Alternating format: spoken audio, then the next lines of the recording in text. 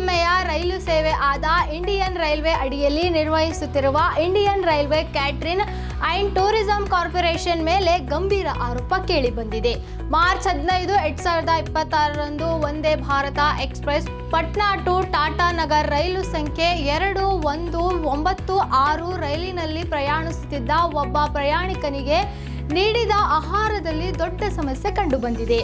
ಆ ಪ್ರಯಾಣಿಕರು ಪಡೆದ ಮೊಸರಿನಲ್ಲಿ ಹುಳ ಕಂಡುಬಂದಿದ್ದು ಅದನ್ನು ವಿಡಿಯೋ ಮಾಡಿ ಸೋಷಿಯಲ್ ಮೀಡಿಯಾದಲ್ಲಿ ಹಂಚಿಕೊಂಡಿದ್ದಾರೆ. ಈ ವಿಡಿಯೋ ಕೆಲವೇ ಗಂಟೆಯಲ್ಲಿ ವೈರಲ್ ಆಗಿ ದೇಶಾದ್ಯಂತ ಆಕ್ರೋಶ ಹುಟ್ಟಿಸಿದೆ. ಪ್ರಯಾಣಿಕರ ಸುರಕ್ಷತೆ ಮತ್ತು ಆಹಾರದ ಗುಣಮಟ್ಟದ ಬಗ್ಗೆ ಗಂಭೀರ ಚರ್ಚೆ ಆಗಿದೆ.